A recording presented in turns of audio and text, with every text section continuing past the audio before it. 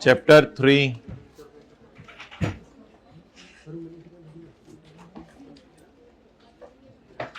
Page 21, ethics for tax payers, tax payers के लिए ethics, morality behind tax compliance. आप दोनों इनको चुप करा दें प्लीज, इनको कह दें मैं बोल रहा हूं। आप दोनों खड़े हो जाए स्टूडेंट्स, आप दोनों जल्दी जल्दी करें ना, आप दोनों खड़ी हो जाए जो बातें करी थी आपसे पीछे है। आप हाँ जी बिल्कुल, आप दोनों खड़ी हो जाए, जल्दी हो ना, तो पूरी क्लास का टाइम ज़ाया करें, बातें किए जा रहे हैं, मैं बोल रहा हूँ ऊपर से आप दोनों बातें कर रही हैं, ऐसे हैरान हो रही हैं जैसे बातें नहीं कर रहे थे। भाई ये कैमरे में रिकॉर्डिंग दिखा देना, height of anything. There are 3 approaches to ethics, ethics में 3 अप्रोचेस हैं फॉर टैक्स कंप्लायंस, टैक्स को फॉलो करने के लिए, विच आर एज अंडर, जो कि नीचे दी गई हैं। यूटिलिटेरियनिज्म, यूटिलिटेरियनिज्म, बैठ जाए, एक अप्रोच है जो कहती है कि असल में टैक्स जिस वक्त लोगों ने देना हो तो उस 3 किस्म के माइंड सेट के लोग आपको मिलते हैं। उनका टैक्स देने का क्या माइंड सेट है ये तो अभी हम डिस्कस नहीं करेंगे, अभी वो लोग होते कौन है पहले हम हाइब्रिड में लेट आने पे ये डिस्कस करेंगे। यूटिलिटेरियनिज्म ये एक अप्रोच है जो हमें बताती है कि खुशियों की बात करें, greatest happiness across the population, लोगों में खुशियों की बात करें कि लोग खुश हों। हमने कहा खुशी क्या होती है, हमें भी तो जरा बताओ। कहते खुशी is the satisfaction of our desire, ये अजीब सी डेफिनेशन को इसने दी है, खुशी is the satisfaction of our desires. Okay चलो फिर आगे, अगले कौन लोग हैं? यूटिलिटेरियन किसकी बात करते हैं? खुशियों की। यूटिलिटेरियन किसकी बात करते हैं? खुशियों की। जरा जबान टेढ़ी सी करके बोले यूटिलिटेरियनिज्म। कुछ हुआ तो नहीं? डियोंटोलॉजी, अगली अप्रोच क्या है? डियोंटोलॉजी। डियोंटोलॉजी ये है कि आपके अंदर एथिकल बिहेवियर होना चाहिए, basis ethics on the idea of duty, क्योंकि ये कोई भी काम करना आपकी ड्यूटी है। तो मिसाल के तौर पर घर का काम करना है, दफ्तर का काम करना है, हुकूमत का लॉ ओबे करना है, तो ये ड्यूटी है। अब इसमें हैप्पीनेस ना देखो आ रही है या नहीं आ रही है, बस we base ethics on the idea of duty. Virtue ethics, focus on virtues, खूबियां, वर्चूज, चल जो भी बोलना है आपने, focus on virtues we should have, हमारे पास जो वर्चूज होने चाहिए। A broad conception must be use here, एक ब्रॉड मीनिंग इसका हमने लेना है। Virtue is not only just honesty, ये सिर्फ ऑनेस्टी नहीं है, बट यूजिंग वंस टैलेंट, लेकिन अपनी सलाहियतों को इस्तेमाल करना और जाया होने से बचाना, ये भी एक खूबी है। तो ये ऑनेस्टी तो है, लेकिन अपने टैलेंट को इस्तेमाल करना, ये भी एक अच्छी खूबी है। And leading a fulfilled life is also a virtue, और एक फुलफिल्ड लाइफ गुजारना ये भी एक वर्चू है। ओके ये हेडिंग कोई आ सकती है पेपर में, morality behind the tax compliance, या इन तीनों की डेफिनेशन आ सकती है। कहते हैं ये जो यूटिलिटेरियन अप्रोच के लोग होते हैं ना, इनका इंपॉर्टेंट इकोनॉमिक गोल होता है ये इंश्योर करना कि goods and services are available to everyone. क्योंकि ये खुशियों की बात करते हैं तो इनका ख्याल है कि गुड्स एंड सर्विसेज अवामुन नास को अवेलेबल होनी चाहिए। जब गुड्स एंड सर्विसेज अवामुन नास को अवेलेबल होंगी तो ऑब्वियसली लोगों के अंदर खुशियां होंगी और एक डिसेंट लाइफ गुजारेंगे। जी हाइब्रिड में लेट आ जाए, वेलकम जी। वैसे क्लास के बाद आके बताइएगा डेली लेट आने की वजह, तो हमने आधा तो पढ़ लिया आज का। यूटिलिटेरियन ज्यादा हो गई। Utilitarian compliance level, compliance level होता है लॉ को मानने का जज्बा, उर्दू में लिखें लॉ को मानने का जज्बा। यूटिलिटेरियन कंप्लायंस लेवल, लॉ को मानने का जज्बा, विल बी बेटर, वो काफी अच्छा खासा होता है। क्यों? असल में ये लॉ को इसलिए मानते हैं कि ये लोग कहते हैं लॉ को मान के टैक्स जमा कराओ। जब ये कहते हैं टैक्स जमा कराओ तो टैक्स जमा करा के हुकूमत के पास पैसा आएगा, फिर हुकूमत लोगों के दरमियान सहूलतें बांटेगी। तो बोलें utilitarian compliance level will be better. Law को मानने का जज्बा इनका ज्यादा होगा। Why? Because there is a greater need of resources for general public and country, so pay tax, so they will. ये तो समझने के लिए लिख रहा हूं, पेपर में तो नहीं लिख के आना। पेपर में तो वही लिखना है जो किताब में लिखा हुआ है। किताब में कहीं गलती हुई मैं खुद बता दूंगा, ये टेस्टों में आप लोग लिख के आए होते हैं। डेंटिस्ट या डिओन्टोलॉजिस्ट? डिओन्टोलॉजिस्ट। डिओन्टोलॉजिस्ट अप्रोच ड्यूटीज की बात करती है। There is a duty of individuals to pay for social resources. ये कहते हैं भाई हम तो टैक्स इसलिए जमा कराते हैं। आप दोनों खड़े हो जाए प्लीज, स्टैंड अप भाई, जल्दी जल्दी जल्दी जल्दी जल्दी। भाई आप इधर हो जाओ, आपको नजर आता रहे। हद होती है। अब हाइब्रिड में बारी है खड़े करने की।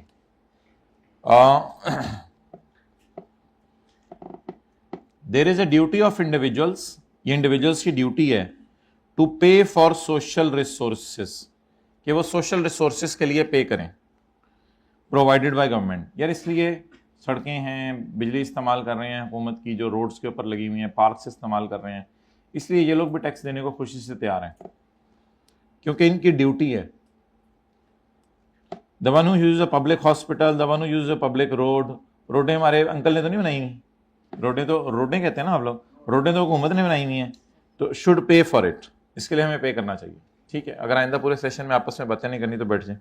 सो दिस अप्रोच से सोच के बैठिएगा, very bold decision. So this approach says that, so ये अप्रोच कहती है कि it is obligation of tax payer to pay tax for use of public facility. We are using public facilities therefore. अच्छा, आज आके उनकी सुई अड़ी हुई है हैप्पीनेस पे कि लोगों को रिसोर्सेज दो, इससे हैप्पीनेस आएगी, और इनकी सुई अड़ी हुई है ड्यूटी पे कि हैप्पीनेस आए ना आए, पब्लिक रिसोर्सेज इस्तेमाल कर रहे हैं तो पैसे देने बनते हैं।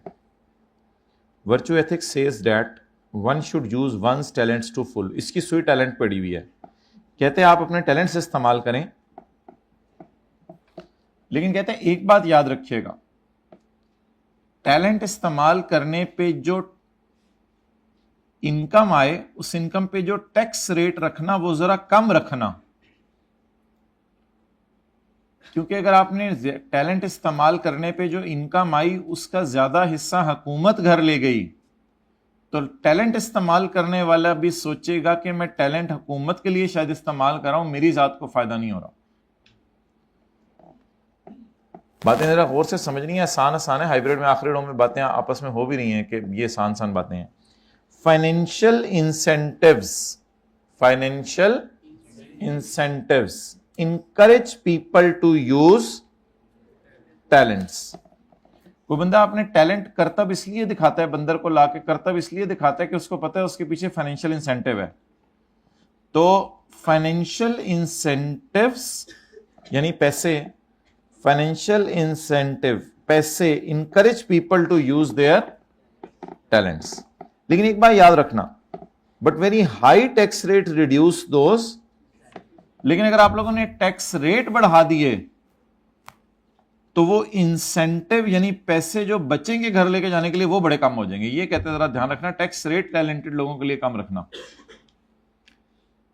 अब इसने बात बिल्कुल आगे चेंज कर दी। Another virtue is charity. Charity करना भी एक बहुत अच्छी कहते चीज है, इधर in the form of cash, या कैश की फॉर्म में दे दें या वैसे जाके लोगों की मदद कर दें, किसी के खाने पका दें, किसी को और कोई काम कर दें, किसी का घर बन रहा है वो जाके बनवा दें। तो charity can be in the form of cash और टाइम। कहते हैं इसमें भी यही याद रखना कि टैक्स रेट ज्यादा ना करना, टैक्स रेट कम रखना। क्यों? क्योंकि टैक्स रेट कम रखोगे तो पैसा ज्यादा आएगा, पैसा ज्यादा आएगा तो दिल खुद ही चाहेगा जाके चैरिटी करूं। The more take home cash people have, more take home cash कब होगा? जब टैक्स रेट कम होगा। More take home cash people have, the more charities they can afford and also find the time to perform charity work. और अल्लाह का शुक्र है फिर वो चैरिटी करने के लिए टाइम भी निकालेंगे। A third virtue is independence.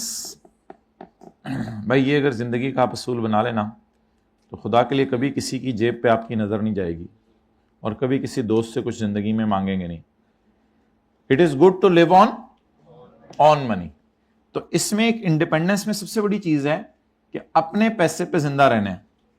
Lower tax rates, जब टैक्स रेट आप कम रखेंगे तो टेक होम ज्यादा होगा, टैक्स रेट कम रखेंगे टेक होम ज्यादा होगा, तो इंडिपेंडेंस ज्यादा होगी।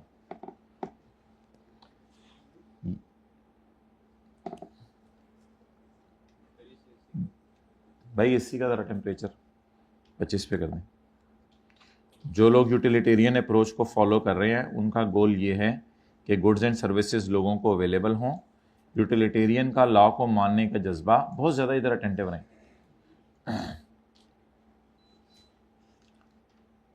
यूटिलिटेरियन का लॉ को मानने का जज्बा बहुत अच्छा होगा क्योंकि बहुत ज़्यादा लोगों में चीज़ों की ज़रूरत है। डेओंटोलॉजिस्ट कहते हैं ये हमारी ड्यूटी है क्योंकि इंडिविजुअल सोशल रिसोर्सेज इस्तेमाल करते हैं, तो इसलिए जो हॉस्पिटल रोडें वगैरह आप इस्तेमाल करते हो उनका टैक्स पे करो ताकि आप पब्लिक फैसिलिटीज़ की पेमेंट कर सको। ये लोग कहते हैं कि आप अपने टैलेंट इस्तेमाल करो, पैसे इनकरेज करते हैं लोगों को टैलेंट इस्तेमाल करने पे, लेकिन अगर ज़्यादा टैक्स रेट हो गया तो फिर वो पैसे तो कम हो जाएंगे। एक और खूबी है चैरिटी, चाहे पैसों की फॉर्म में चाहे टाइम की फॉर्म में। जितना पैसा आपके पास ज़्यादा होगा उतना आपको चैरिटीज़ करने को दिल भी चाहेगा और उसके लिए टाइम भी निकालेंगे। और अगला खूबी है independence. It is good to live on one's money. अगर टैक्स रेट हम कम कर देंगे तो इंडिपेंडेंस क्या हो जाएगी, बढ़ जाएगी। अब हम टैक्स लेने के लिए गए क्योंकि हमने पाकिस्तान में सिक्योरिटी बेहतर करनी थी, हेल्थ केयर बेहतर करनी थी, एजुकेशन सर्विस बेहतर करनी थी। तो सबसे पहले हम यूटिलिटेरियन के दरवाजे पे गए। अब जो फ़कीर होता है वो देख लेता है, देखता है बच्चा पढ़ने जा रहा है, किताबें पकड़ के कहता है अल्लाह तेनू पास कराए, तो वो उसके मुताबिक फिर नया शादीशुदा जोड़ा होता है, अल्लाह तेनू नेक औलाद दे। तो इसी तरह जो है वो थोड़ा और बड़ा हो जाता है, अल्लाह तेनू हज कराए। वो बंदे को देख के उसके मुताबिक दुआ देता है, ठीक है। बिल्कुल 60-70 साल का हो जाए, अल्लाह तेनू जन्नत से ले जाए, तो बिल्कुल उसके नहीं देता। अच्छा, तो बिल्कुल जो है ना बंदे की नेचर और तबीयत सामने रख के वो दुआ देता है। तो जब आप यूटिलिटेरियन के पास जाएंगे और यूटिलिटेरियन से जाके कहेंगे कि मोहतरम आपको सिक्योरिटी की सर्विस, हेल्थ केयर की सर्विस और एजुकेशन की सर्विस देने लगे हैं, तो इनका क्या रिस्पॉन्स होगा? Obviously they will approve tax. वो कहेंगे हम तो टैक्स देने को तैयार हैं, ठीक है। पहले महल्ले से पता चला लीजिएगा ये कौन से फिरके से ताल्लुक है, महल्ले वालों से, जरा दाएं बाएं वालों से पता चला लीजिएगा ये कौन से फिरके से ताल्लुक रखता है। वो अगर फिरका आपको बता दें तो उससे फिर उसके मुताबिक बात करें। तो he will approve tax because more goods and services are available resulting in happiness among the people। लेकिन अगर आप नीडी और पुअर लोगों के लिए टैक्स इकट्ठा कर रहे हैं कि हुकूमत, पर्पस ऑफ टैक्स कलेक्शन, हुकूमत क्यों लोगों से टैक्स लेती है, ये असल में लिखें, पर्पस ऑफ टैक्स कलेक्शन। हुकूमत वालों आप क्यों आए हो? यार मैं तो गरीबों की मदद करना चाहता हूं इसलिए आप लोगों से टैक्स ले रहा हूं, वरना अमीरों मुझे क्या शौक पड़े, आपके पैसे आपकी मर्जी, तो मैं तो आपको तंग नहीं करना चाहता था। So he will approve tax, ये भी get approved because it will lead to equal distribution of wealth and happiness amongst the। so आज आगे तेरी सुई ना उत्थे ही अड़ी है हैप्पीनेस ते। डियोंटोलॉजी, डियोंटोलॉजी वाला भी कुछ कहेगा, पता नहीं आई कि अपने अपनी किताब में क्यों नहीं लिखा हुआ ये।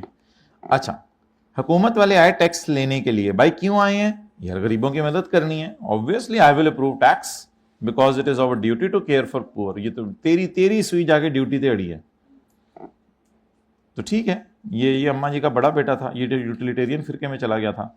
ये अम्मा जी का दरमियाना बेटा था, ये डियोंटोलॉजिस्ट हो गया था, और ये वर्चू एथिसिस्ट होके मरा। अच्छा जी, वर्चू एथिक्स। वर्चू एथिक्स क्या है? वर्चू एथिक्स ये है कि वर्चू एथिसिस्ट के घर जाके नॉक नॉक किया, नॉक नॉक, हम टैक्स लेने आए हैं ताकि लोगों की सेहत बेहतर हो जाए, आप भी कांगड़ी पिलवाने, इंशाल्लाह आपकी भी सेहत बेहतर होगी, तालीम तो आप में है ही नहीं बिल्कुल, नहीं, इस तरह की बातें नहीं करनी। तो इन मकसद के लिए आप टैक्स लेने गए। Obviously I will approve tax, मैं तो टैक्स देने को तैयार हूं because this will enable people to lead prosperous lives. अच्छा, इसकी सुई प्रॉस्पेरस लाइफ पे भी अड़ी थी कहीं। ये यहाँ पे leading a fulfilled life definition में ऊपर लिखा हुआ था। प्रॉस्पेरस लाइफ्स एंड यूटिलाइज, अच्छा तेरी सुई पे टैलेंट पे भी अड़ी हुई है। और जाहिरी बात है लोगों में सेहत होगी तो टैलेंट इस्तेमाल करेंगे ना। डॉक्टर्स हॉस्पिटल में बैठ के तो नहीं अपने टैलेंट इस्तेमाल करेंगे मोबाइल के ऊपर। तो सेहत होगी तो टैलेंट इस्तेमाल करेंगे, लोगों को तालीम होगी तो टैलेंट इस्तेमाल करेंगे, वरना फिर दूसरे टैलेंट इस्तेमाल करेंगे अगर तालीम नहीं देंगे तो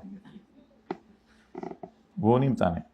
तो helping the needy and poor with tax money, हम गरीबों के लिए टैक्स लेने आए। हाँ मरहबा मरहबा बेगम, इनको टैक्स दो अपनी चूड़ी बेच के। Will approve tax because taking care of बदकिस्मत लोग is in itself a खूबी, ये तो खुद बहुत बड़ी खूबी है कि बदकिस्मत लोगों की मदद करना। तो जबरदस्ती सबसे ही हमने अप्रूवल ले ली है, वैसे डिसअप्रूव किसी ने भी नहीं किया था, पता नहीं क्या लॉ है, सबसे ही अप्रूवल ले लिया हमने, उनको उनके मुताबिक चला के। कहता है लेकिन मेरे अंदर की बात सुनो, majority of citizens, morality for citizens to pay taxes justified, taxes देना जस्टिफाइड है क्योंकि स्टेट हुकूमत इस काबिल हो जाती है कि प्रॉपर इंफ्रास्ट्रक्चर दे, सड़कें वगैरह दे, and state is able to provide level playing field to all, और सब में कंपटीशन की सेंस डेवलप हो। तो इसलिए कहता है अल्हम्दुलिल्लाह टैक्स देना चाहिए। अच्छा, अब एक होता है टैक्स लॉ के अंदर रहते हुए बचाना, एक होता है टैक्स लॉ को तोड़ के इवेड करना। तो टैक्स अवॉइडेंस की किसी हद तक इजाजत है, लेकिन टैक्स इवेजन की इजाजत नहीं है। टैक्स इवेजन की इजाजत नहीं है। टैक्स अवॉइडेंस तो हो सकती है। आपको पता है कि कंपनीज का टैक्स रेट 29% है और इंडिविजुअल्स का हाईएस्ट रेट 45% तक भी जाता है। तो आप फिर क्या करें? आप जो है, आपको पता है कि मेरी इनकम बहुत ज्यादा चली जानी है और मेरे पे 45% रेट लगना है, तो आप अपने आप को कंपनी के तौर पर रजिस्टर करा लें। ये लॉ के अंदर रहते हुए टैक्स बचाने। आप जल्दी जल्दी अपना काम 180 डेज में समेट के बाहर के मुल्क चले जाएं, क्योंकि अगर आप 183 डेज रुक गए तो रेजिडेंट बनने का यह नुकसान होगा कि आपको पाकिस्तान फॉरेन इनकम्स दोनों पे टैक्स जमा कराना पड़ेगा। तो ये दो तरीके हैं, मैंने आपको मिसालें दी टैक्स बचाने की, ये टैक्स बचाने के तरीके हैं, ठीक है, कोई मसला नहीं। सिमिलरली आपने फिक्स्ड एसेट बेचने, आपको पता है बहुत बड़ा गेन आना है, तो फिलहाल मेरे पास पैसे नहीं है, तो 29 जून को ना बेचें फिक्स्ड एसेट, 2 जुलाई को बेच दें फिक्स्ड एसेट। शेयर बेच 29 जून को ना बेचें, 2 जुलाई को शेयर बेच दें, आपको टैक्स बच जाएगा। वो अगले साल देना पड़ेगा, फिलहाल बच जाएगा, अगले साल अरेंज कर लें तो नहीं देते पैसे। तो लॉ के अंदर रहते हुए कहते हैं टैक्स बचाएं, टैक्स अवॉइड करें, कोई मसला नहीं, इवेड ना करें, मारे ना जानबूझ के। In recent year tax avoidance is considerable public concern, कहते हैं आजकल तो बहुत ज्यादा लोग इसमें चाहते हैं कि टैक्स बचना चाहिए।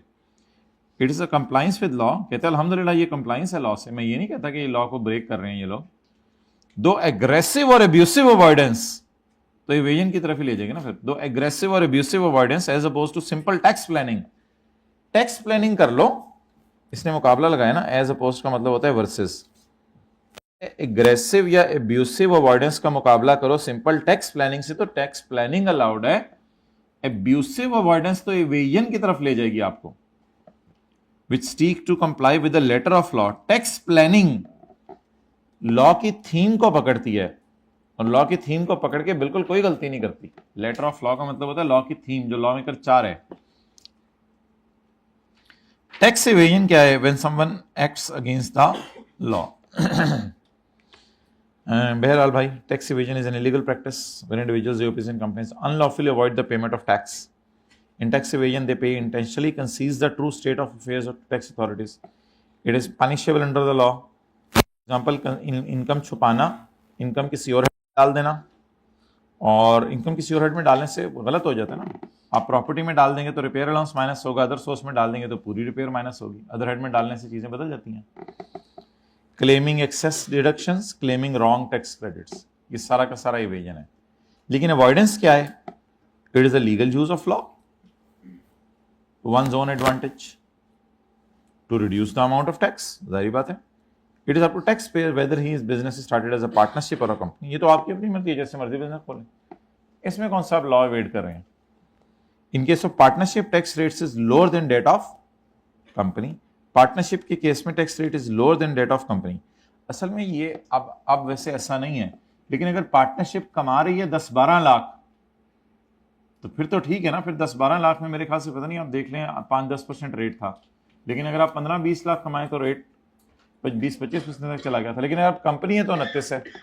तो अगर एओपी कम कमा रही है तो फिर शायद एओपी रहना बेहतर है, लेकिन अगर एओपी इतना कमा रही है कि 45% रेट लगना है, फिर एओपी रहना बेहतर नहीं। फिर तो ये कोई पक्की बात नहीं है कि पार्टनरशिप के केस में टैक्स रेट लो हैं। ये मिसाल अब कट जानी चाहिए। अब जो लॉ बन चुका है उसमें टेबल 1 में तो 45% तक रेट है एओपी का, लेकिन अगर एओपी कम कमा रही है तो फिर शायद एओपी रहे। फिर समझ गए होंगे शायद आप बात। अगर एओपी कम कमा रही है तो एओपी रहे, और अगर ज्यादा कमा रही है तो कंपनी बन जाए। Another example is starting business in a tax free zone. Tax free zone कौन से इलाके होते हैं? जहां पे टैक्स जो है वो माफ होता है, जैसे सियालकोट में कुछ इलाके हैं, स्पोर्ट्स की चीजें आप बेचते हैं, और कई इलाके हैं। सवाद की कह रहे हैं भाई, टैक्स अवॉइडेंस और टैक्स इवेजन। अब इनमें डिफरेंस क्या? Tax payment is avoided by complying with the law but defeating the intention of law. इसमें आप वैसे लॉ की इंटेंशन डिफीट करते हैं, उसमें से मसले निकाल के ना अपने फायदे के लिए निकल जाते हैं, लेकिन वो पकड़ नहीं सकता आपको। जैसे इशारा है, आप सर्विस लेन से निकल जाए, पुलिस वाला देख रहा है, कहते चलो यार क्या है, निकल गया बस, ठीक है। But tax is avoided through illegal means और it is done by taking advantage of loopholes in law. इसमें लॉ की कमियां निकाली जाती हैं और फायदा अपने आप को पहुंचाया जाता है। ठीक है, किसी हद तक इजाजत है, but it is done by employing unfair means. Tax avoidance is not done with a mala fide intention but to comply with the, ये कोई नुकसान पहुंचाने के इंटेंशन से नहीं होता। नॉट डन विद नुकसान नहीं पहुंचाना होता, ये बुरी नीयत नहीं होती। मैलिफाइड बुरी नीयत से नहीं होता ये। Tax evasion is an unlawful way of paying lower tax. आसान बातें हैं ना, समझ आ रही हैं? Tax avoidance looks like a tax, ये टैक्स प्लानिंग लगती है मुझे, and it is done before the tax liability arises, और ये पहले से की जाती है। यानी साल शुरू होने से पहले सारी प्लानिंग आप कर लेते हो, इस साल मैंने कैसे कारोबार करना है, इस साल मैंने कहां जाके कारोबार खोलना है, ये पहले की जाती है। लेकिन जो इवेजन है वो साल गुजरने के बाद पता चलता है मेरा प्रॉफिट कितना आया है। अब आप सोचते हैं क्या 2 नंबरियां करूं कि ये प्रॉफिट कम हो जाए। Evasion is a fraud and is normally done, आपकी समझने के लिए, and is normally done after the tax liability has arisen. जब टैक्स लायबिलिटी निकल आए फिर आप सोचते हैं अब इससे कैसे बचूं, ये फिर एवेड करना है लॉ को। अगर आप चैरिटी दे दें तो टैक्स बच जाएगा, ये तो लॉ के अंदर रहते हुए टैक्स बचाना है, ये तो बिल्कुल मुनासिब है। इसमें तो मेरे ख्याल से आप लॉ के इंटेंशन भी डिफीट नहीं कर रहे, ऊपर जिसने लस लिखी, इसमें तो आप लॉ की इंटेंशन भी डिफीट नहीं कर रहे। आपका दिल चाह रहा है चैरिटी दें, टैक्स माफ करें। ये पता नहीं आई कि आपने क्यों लफ्ज इस्तेमाल नहीं करना चाहिए था नाम किसी का। बहरहाल, falsifying income tax return, income tax return को गलत बनाना by non disclosing the offshore assets. Offshore assets हमने पढ़े थे सेक्शन 116A में, foreign assets, offshore assets, foreign assets. तो फॉरेन एसेट्स को डिस्क्लोज ना करना कि मेरे फला मुल्क में, लंदन में, जर्मनी में कोई प्रॉपर्टीज ही नहीं है, तो फॉरेन एसेट्स को डिस्क्लोज ना करना, ये भी एक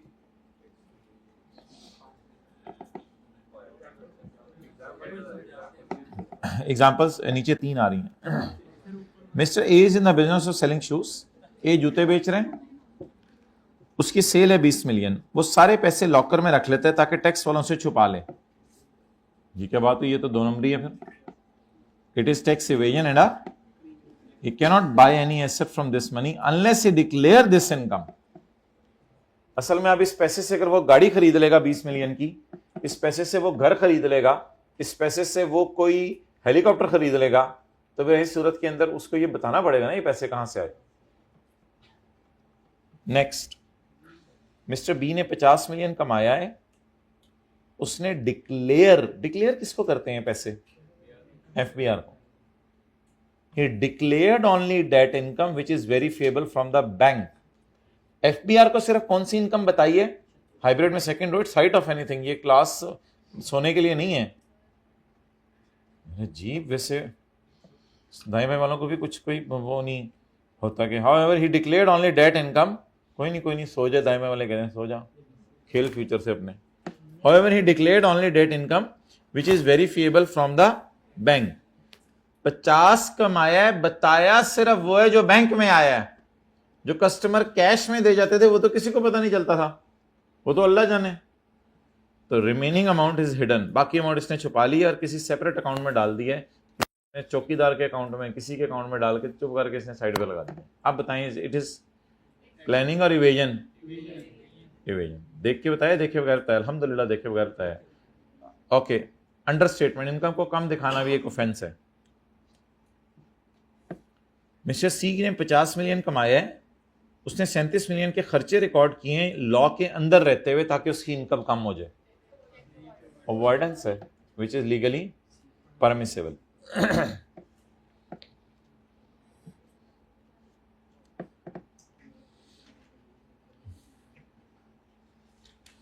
चलें न्यूमेरिकल निकाल लें।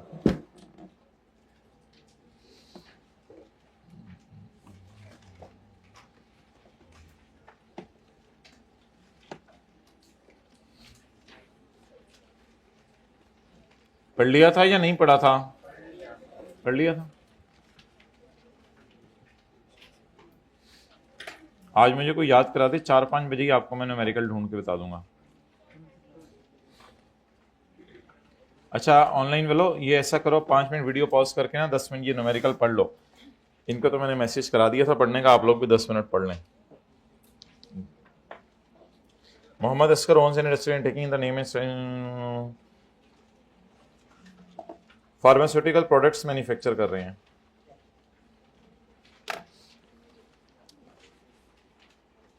Admin selling expenses, marketing expenses, other income, profit before tax. 2468।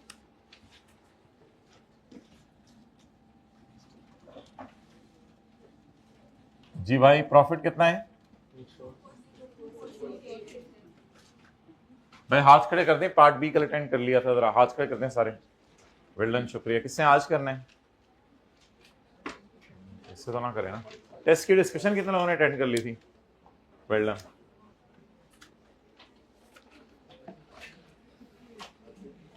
Raw material है 78 लाख का, जिसपे कोई टैक्स भी नहीं कटा।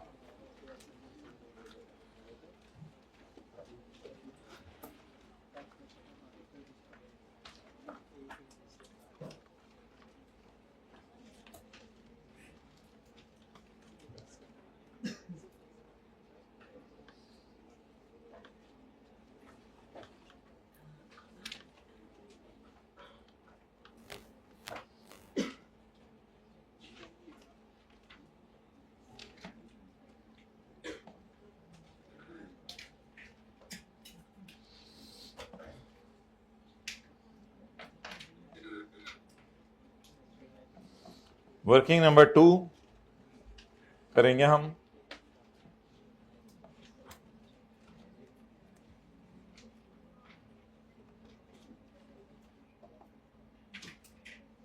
What is the purchase on which tax is not deducted? Total purchase तो कहीं दी नहीं सवाल में, कल के सवाल में दी हुई थी। हाँ जी, तो बस यही होगा टोटल। टोटल और कहीं दी नहीं सवाल में, तो यही टोटल होगा। कल के सवाल में तो दी हुई थी ना, इस परचेज पे टैक्स नहीं काटा, टोटल परचेज इतनी है। अब और टोटल परचेज दी नहीं हुई तो क्या करें? इसी को टोटल परचेज ले लें। 20% ऑफ व्हाट इज लोअर? तो लोअर इज, ये फिगर डिसअलाउड देती है या अलाउड देती है? ये फिगर डिसअलाउड देती है, अलाउड देती है? चलें जी वर्किंग नोट करें। वर्किंग 2 बनाएं अगले सफे पे।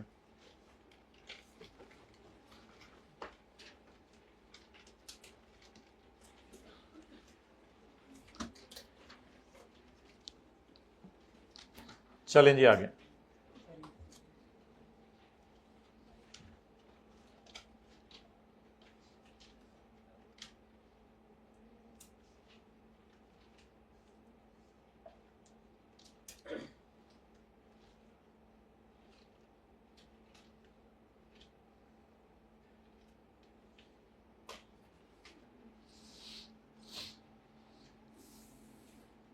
जी कितना डिसअलाउ करें?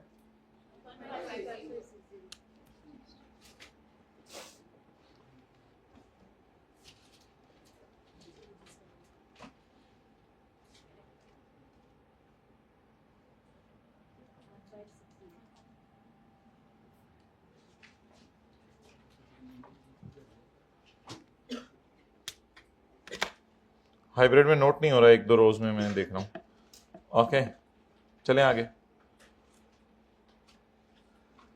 Accounting depreciation, provision for slow moving stock, दोनों ऐड कर दें। प्रोविजंस माइनस करने की जरूरत नहीं है। हाँ, कल हमने पढ़ा था एनआरवी लॉस, अगर आपने रिकॉर्ड नहीं किया हो तो वो कर लें जी। कितना?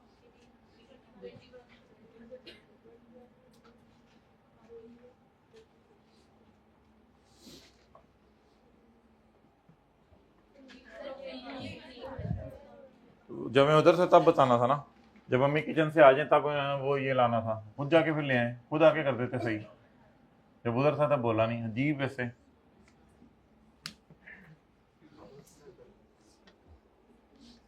अच्छा जी, हाइब्रिड वालों का बस नहीं चल रहा था, क्लास की दीवारें तोड़ के निकल के आके बताएं। मुस्कुरा दिया करें कभी, संजीदा चेहरे बना के बैठे होते हैं जैसे मार के भेजा किसी ने, ऐसे नहीं नहीं माशाल्लाह अच्छे बच्चे हैं, तो ऐसे ही मैंने कह दिया। हंसते खेलते रहा करें, उछलते कूदते रहा करें कभी क्लास में। एडमिन एक्सपेंसेस में पढ़ा है ईद मिलन पार्टी। हमने पढ़ा था कि फैमिली एंटरटेनमेंट के अंदर एम्प्लॉयज़ को भी बुलाया जा सकता है, लेकिन एम्प्लॉयज़ के साथ अगर उनकी फैमिलीज आ जाएं तो कोई फ़र्क नहीं पड़ता। और कल कलाम को ये कह दे कि फैमिली पे इतना खर्चा हुआ है, तो अब क्या कमिश्नर ये खड़ा होकर ये तो नहीं देखेगा कि एम्प्लॉय ने कितनी बोटियां खाई और उसकी बीवी ने कितनी बोटियां खाई। तो बीवी टांग खा रही है, एम्प्लॉय गर्दन खा रहा है, ये तो ज़्यादा खर्चा हो गया बीवी पे। तो इस तरह की बातें तो ना करें। रुपीज़ इन 1000 है तो खैर है, बस फैमिलीज को भी रगड़ दें एम्प्लॉयज़ के साथ ही, तो इसको तो अलाउड है।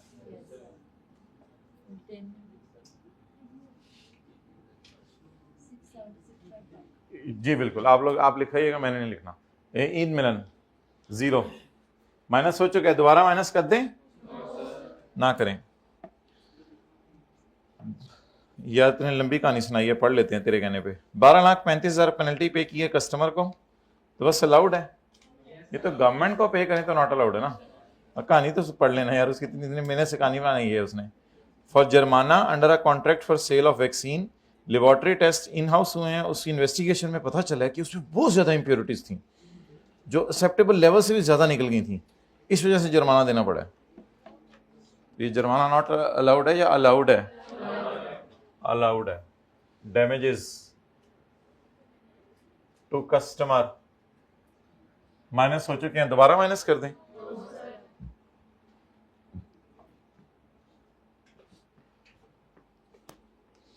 नेक्स्ट, 23 लाख डोनेशन पे की है। डोनेशन बिजनेस के एडमिन में पड़ी होनी चाहिए या टैक्स क्रेडिट मिलेगा? तो डोनेशन बिजनेस के एडमिन में नहीं पड़ी होनी चाहिए, डोनेशन को ऐड कर दे। ये बिजनेस का खर्चा नहीं है, माइनस हो चुके हैं, तो क्या करें? लेकिन क्योंकि ये अप्रूव्ड इदारे को है इसलिए इसको रिक्लासिफाई करेंगे। जब न्यूमेरिकल का फेस आएगा उसको रिक्लासिफाई करेंगे, इस पे चैरिटी पे टैक्स माफ करेंगे।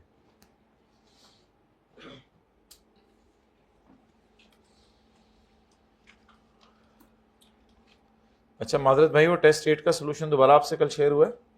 उसमें कोई एओपी पे सरचार्ज नहीं निकला हुआ था, एक तो छोटी छोटी इस तरह की चीज़ें थी, वो मैंने देख के ज़रा दोबारा सोल्यूशन अपलोड कराया है। और उस सोल्यूशन में ये भी देख लीजिएगा चलिए आप देख के आए, उसमें एओपी के न्यूमेरिकल में एक आपसे बात करनी है टैक्स रेट्स की, वो कल कर लूँगा। नेक्स्ट जी, मार्केटिंग एक्सपेंसेस में एक तोहफा दिया हमने 5 लाख रुपए का। कोई नहीं, तोहफा दे सकते हैं सेल्समैन को, सेल्समैन आपका जो है वो बिजनेस का एम्प्लॉय होता है, कोई मसला नहीं। तो मार्केटिंग एक्सपेंस में 5 लाख का आपने तोहफा दिया है, तोहफा कैश में दिया है एक सेल्समैन को, क्योंकि उसने टारगेट एक्सीड कर दिया था। तो अब सवाल यह है कि मार्केटिंग एक्सपेंस 5 लाख रुपया कैश में पे हो सकता है या नहीं हो सकता, इसके ऊपर थोड़ी डिस्कशन कर लेते हैं। सेक्शन 21 का एल कहता है कि ऐसा टी अकाउंट जिसका साल का टोटल 2.5 लाख से ज्यादा हो और इंडिविजुअल खर्चा 25,000 से ज्यादा हो और वो कैश में पे हो जाए तो वो क्या होता है? Not allowed. तो मार्केटिंग एक्सपेंस इंक्लूड, तो मार्केटिंग एक्सपेंस का साल का टोटल कितना है?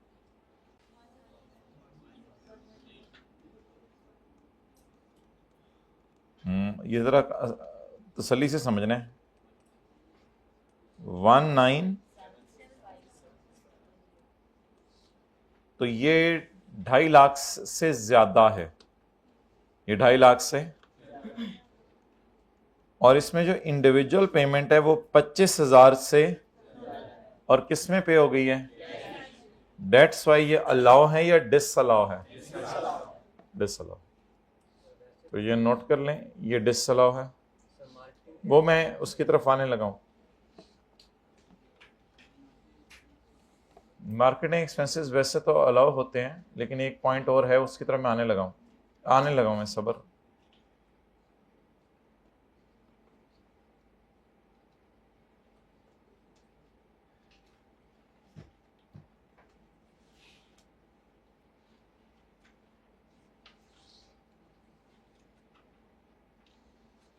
सेक्शन 21 का एल कहता है जिस टी अकाउंट का साल का टोटल 2.5 लाख से ज्यादा हो, ये तो बहुत ही ज्यादा है, और इसकी इंडिविजुअल पेमेंट 25,000 से, उस खर्चे को क्या कर दें? डिसअलाउ।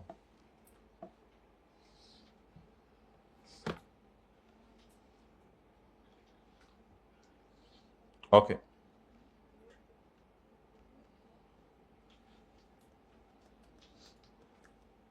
तो ये डिसअलाउ है। लेकिन एक चीज जरा गौर से देखें आप, वो ये है कि फार्मास्यूटिकल के मार्केटिंग एक्सपेंसेस के लिए एक और रूल भी है।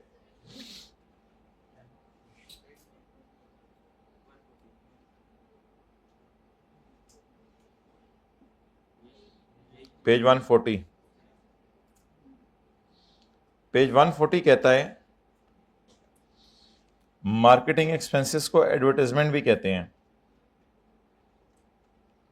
ये ना अलाउड की फिगर देता है, एक्चुअल और 10% ऑफ सेल, एक्चुअल और 10% ऑफ सेल। तो अब हमें एक वर्किंग करनी पड़ेगी, that is working number 3। Marketing expenses are allowed at lower of, marketing expenses allowed होंगे lower of.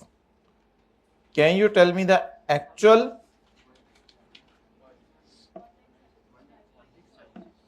No my dear, 19,765 are not actual. Actual का मतलब ये होता है कि जो टैक्स वालों की नजर में एक्चुअल है।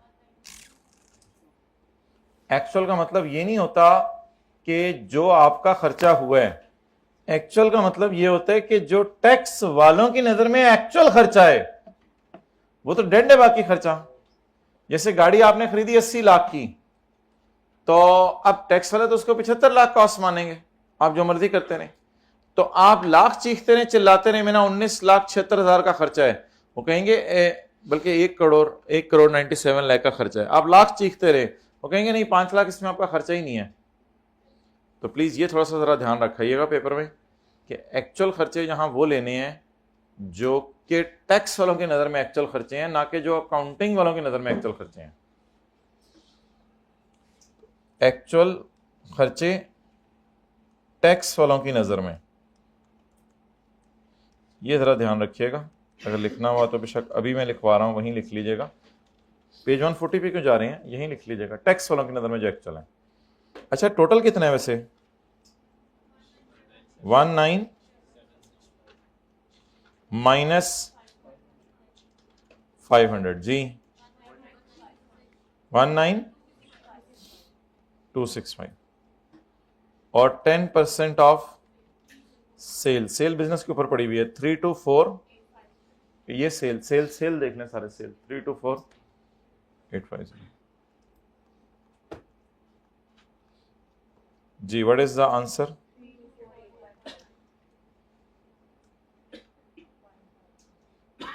.5 कैसे? मेरे तो से खास 0.5 नहीं होगा।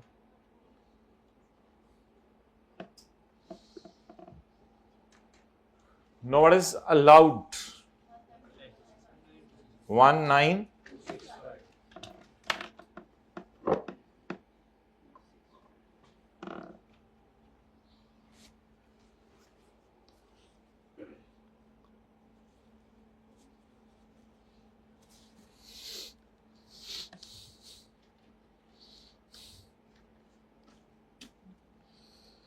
अच्छा, डिसअलाउड कैसे निकालते हैं? Total minus,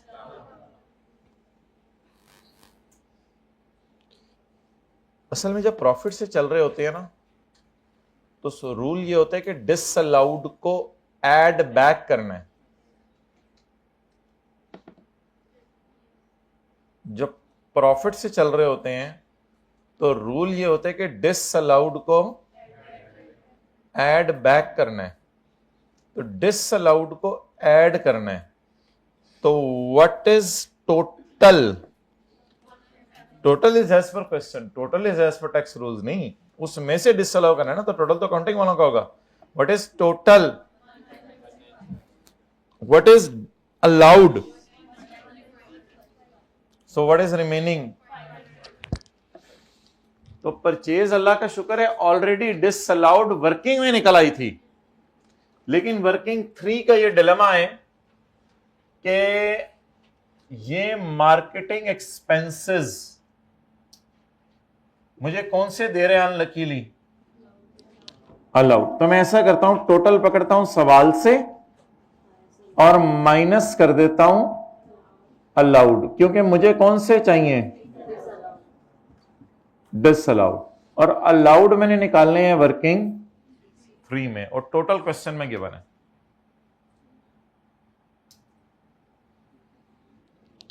ji, what is total as per question? What is allowed as per working 3? आ जाके वही 500 ऐड हुए, लेकिन अगर वो 10% ऑफ सेल काफी लोअर होती तो कुछ और होना था ब्रदर। वो 10% ऑफ सेल अगर बहुत कम होती तो फिर कहानी बदल जानी थी। अभी 10% ऑफ सेल काफी ज्यादा बड़ी फिगर थी।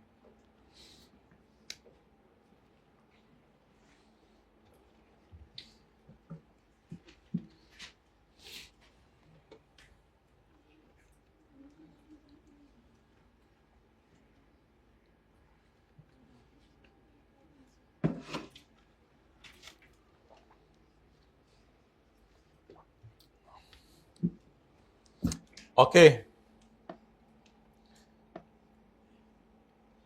let us discuss it again.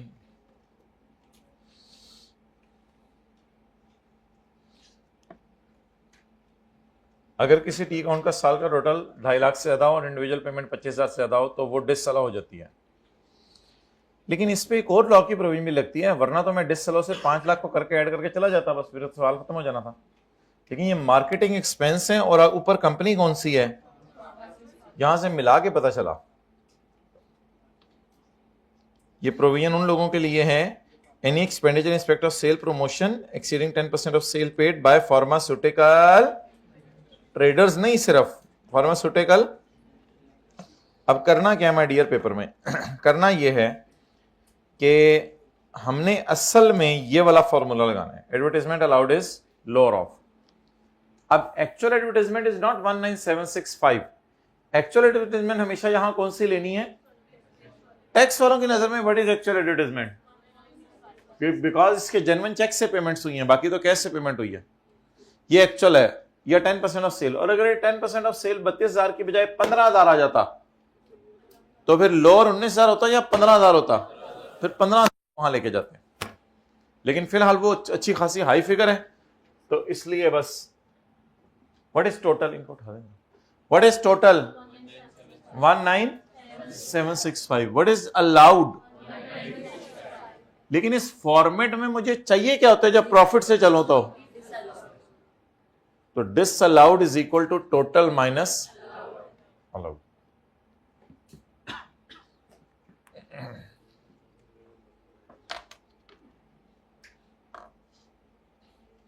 Other income में डिविडेंड पढ़े, पहले इसको निकालें, बाकी बाद में पढ़ते हैं।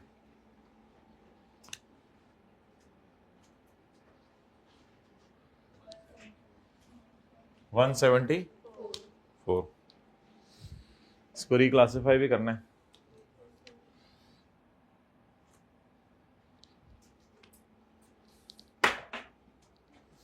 Next,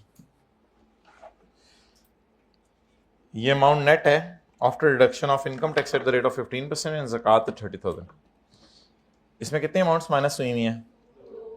2। This amount was received after deduction of two things.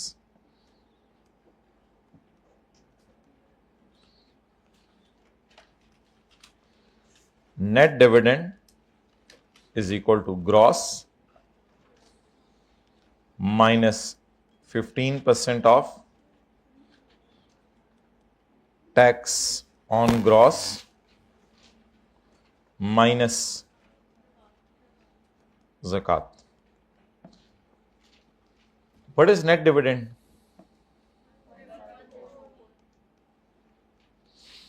X minus 15% of X, क्योंकि ग्रॉस डिविडेंड ही गिवन ना, माइनस zakat.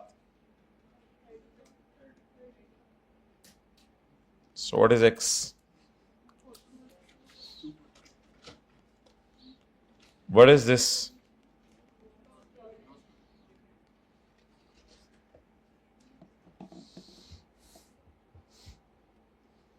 जल्दी नोट करें। This amount was net of two things. Number 1, 15% tax and zakat.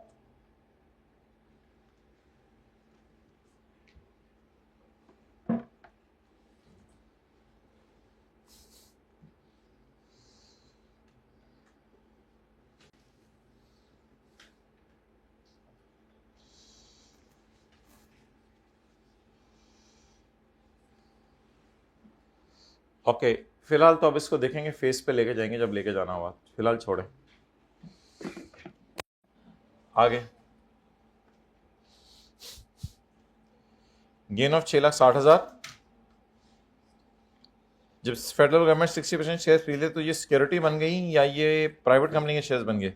Security बन गई। बहरहाल आगे पढ़ने से पहले पहले गेन को थोड़ा टालें जी। गेन कितना है शेयर्स पे? ऐड हुआ है ना, तो लेस कर दें, लेकिन एंड पे इसको रिक्लासिफाई भी करना है।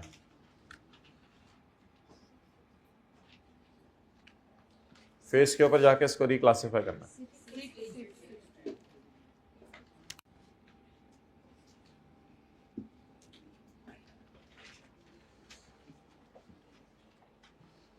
जब आपने 660 दोबारा बोलना है, टीचर ने गलत लिख दिया तो वॉल्यूम और पिच सेम रखनी है, पुरानी वाली, 10 दफा भी बोलना पड़े।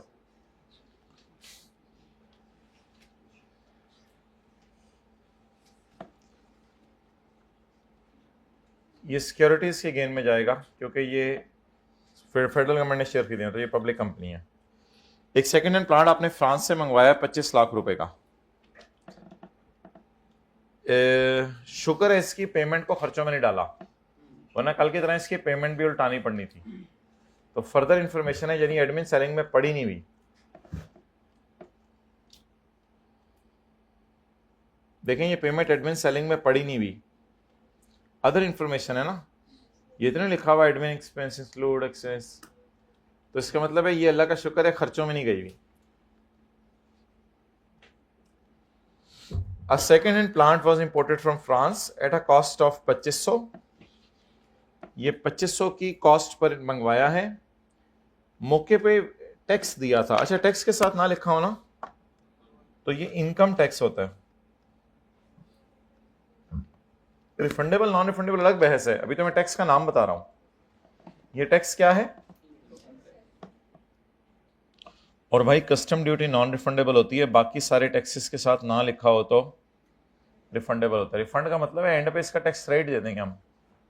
यार प्लांट के मंगवाने पे कौन सा टैक्स होता है? अजीब सी मोंगी है। प्लांट के ये क्या मोबाइल यूज करें भाई?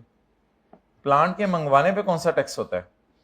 प्लांट चीजें बनाए और चीजें बेचे उस पर टैक्स होता है। प्लांट मंगवाने पे टैक्स ले रहे हो तो कोई नहीं, ये इंशाल्लाह हम रिफंड कराएंगे साल के एंड पे हुकूमत से।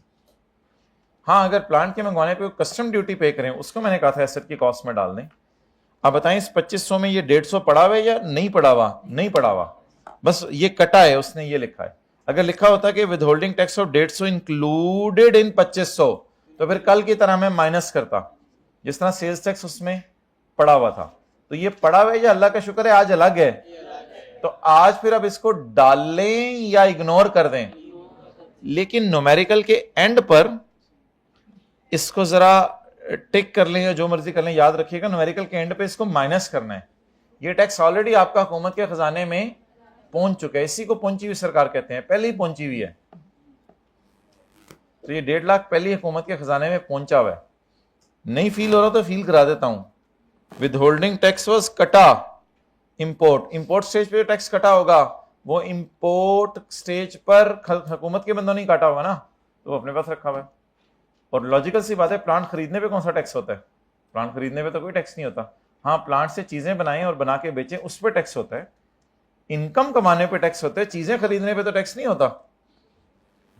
कल के प्लांट को बेचेंगे, गेन आएगा, उस पर भी टैक्स होता है। तो ये टैक्स याद रखिएगा, सेल्स टैक्स की तरह रिफंडेबल है। लेकिन सेल्स टैक्स कल हमने न्यूमेरिकल के फेस पे माइनस नहीं किया था, क्योंकि वो सेल्स टैक्स के अंदर जाके रिफंड मिलना है। लेकिन ये कौन सा टैक्स है आज?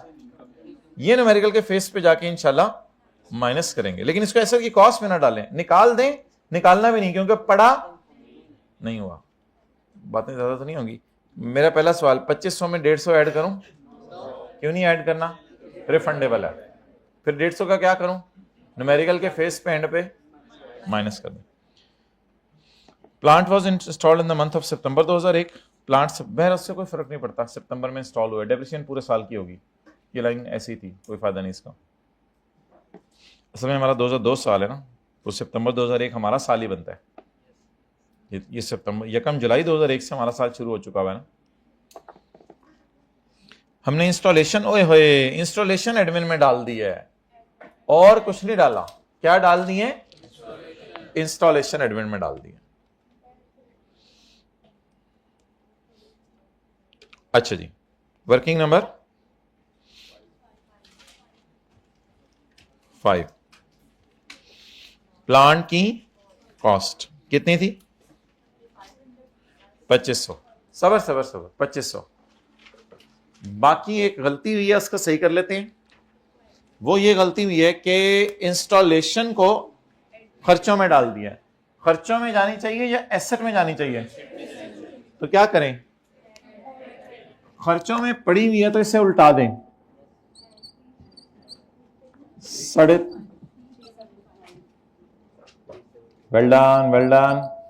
375। इसको, ये उसी तरह की बात है जिस तरह नहीं होती थी पेमेंट खर्चों में डाल दी है। ये प्लांट के लिए पेमेंट है, पूरा 2500 जमा 375 खर्चों में डाला है या खाली इंस्टॉलेशन खर्चों में डाला है? अब इसको कहां लेके जाएं? उल्टा तो दिया, एसेट की कॉस्ट में डाल दे। इसकी रेक्टिफाइंग एंट्री क्या बनेगी? खर्चा क्रेडिट और प्लांट डेबिट। खर्चा क्रेडिट होने से प्रॉफिट बढ़ जाते हैं, खर्चे कम होने से प्रॉफिट बढ़ जाते हैं ना। तो इसकी रेक्टिफाइंग एंट्री क्या बनेगी? खर्चा कम, खर्चे कम होने से प्रॉफिट बढ़ जाएंगे। खर्चा कम, खर्चा क्रेडिट और plant debit. What is the cost? 2875। बस इसके ऊपर आगे डेप्रिसिएशन वगैरह वही निकाल लेते हैं जो निकालनी है, क्योंकि नीचे अगली से अगली एडजस्टमेंट में देखें वो कहते हैं प्लांट की डेप्रिसिएशन मैंने नहीं दी, वो खुद निकाल लेना। अगली से अगली एडजस्टमेंट में जरा नजर मारें, वो कहते हैं प्लांट की टैक्सेशन मैंने नहीं दी, वो जरा खुद ही निकाल लेना। नहीं नजर आ रहा, दिखाऊं? अगली से अगली एडजस्टमेंट में देखें वो कह रहे प्लांट की टैक्सेशन मैंने नहीं निकाली, वो खुद निकाल लेना। कटे जी जी वही है, देखते लो पाण लगा थले। It's height of anything. You people have real trust issues. 2875 working number 5 से आया रहा हूँ, इल्हाम तो नहीं आता कहां से आया 2875? 2875 into 25%। सेकेंड हैंड है तो बाहर से मंगवाया होगा, इसलिए ये बोल रहे हैं। पुत्र कीड़े पिंडू आए हैं तू। सेकेंड हैंड अगर पाकिस्तान से खरीदें तो है ये पाकिस्तान से खरीदे या बाहर के मुल्क से? बाहर के मुल्क से। अच्छा, कल की क्लास का सवाल होगा question 20। Okay, question number 20 Tahir वाला।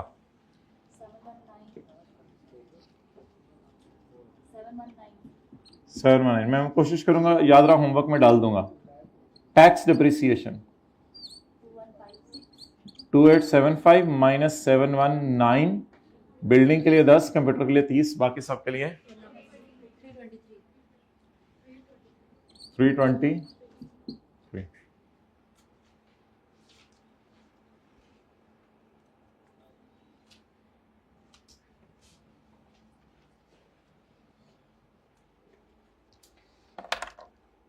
मुराकबे से बाहर आ जाएं, हाइब्रिड में क्लासें चल रही हैं। Okay,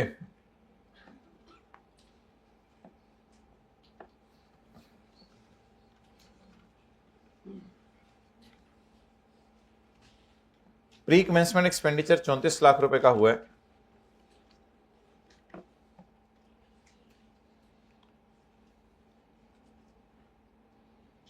pre commencement expenditure 34 lakh रुपए का हुआ है।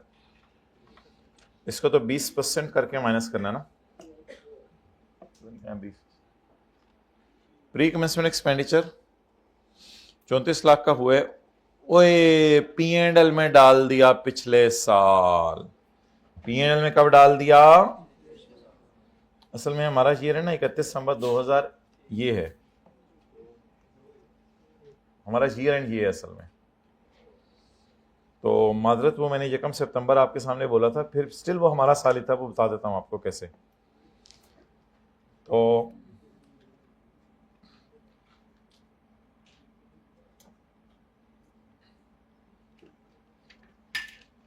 यकम जनवरी 2001 हमारा ईयर एंड ये है। लेकिन माय डियर, इसको डिनोट 20x2 से करेंगे। इसको डिनोट 20x2 से करेंगे। अगर आपको भूल रहे तो YouTube पे लेक्चर 1 और लेक्चर 2 जाके अटेंड कर लें दोबारा। पहली 2 क्लासों में मसला है कोई आपकी, तो लेक्चर 1 और 2 जब आप अटेंड करेंगे तो मैंने ये कहा था कि जब कभी स्पेशल ईयर एंड हो तो इसको डिनोट 2001 से नहीं करते, ये देखते हैं उसके बाद कौन सा 30 जून आ रहा है। तो इसके बाद कौन सा 30 जून आ रहा है? 30 जून 2002। तो इसको डिनोट किससे करेंगे? 2002। तो वो जो पहले 2 लेक्चर की कमी यहां महसूस हो रही है, अगर किसी में है। अल्हम्दुलिल्लाह अगर आपके विटामिन पूरे हैं तो ठीक है। और फिर पिछला साल कौन सा होगा? 1 जनवरी 2000 को शुरू हुआ होगा और 31 दिसंबर 2000 को 2000 खत्म हुआ होगा। 2001 नहीं बोलना था, ये डेट मैं बोल दूं आपको। ये डेट क्या है और ये डेट क्या है? समझ आ गई? अच्छा, इसको कैसे डिनोट किया होगा? इसको 1 जनवरी 2000 शुरू हुआ और 31 दिसंबर 2000 खत्म हुआ। 2001 का साल। ये तो मैंने डेट्स डाली है ना।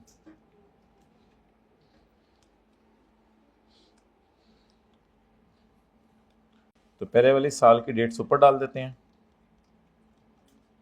और दूसरे वाले साल की डेट्स नीचे डाल देते हैं ताकि बात जरा क्लियर हो जाए। नोट करें जल्दी।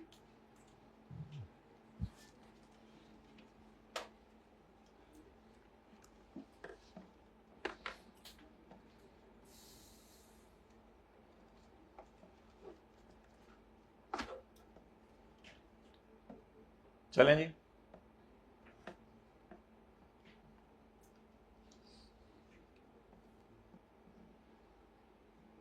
तो वो प्लांट इधर हुआ था, क्या कहते हैं, सितंबर में इंस्टॉल हुआ था 2001 में। तो पूरे साल की डिप्सिन आनी थी। अच्छा, रिक्वायरमेंट में क्यों 2002 लिखा हुआ है? हमारा तो ये 31/12/2001 है। पहली लाइन में लिखा हुआ है हमारा ईयर एंड 31 दिसंबर 2001 है, लेकिन रिक्वायरमेंट में क्यों 2002 लिखा हुआ है? मेरे ख्याल से तो आपने नोट डालना था कि data is of 2001 and requirement is of 2002, so no need to solve. पूरे नंबर आ जाने थे। अच्छा आगे चलें। प्री कमेंसमेंट एक्सपेंडिचर 34 लाख रुपए का किया है, वो P&L में डाल दिया है।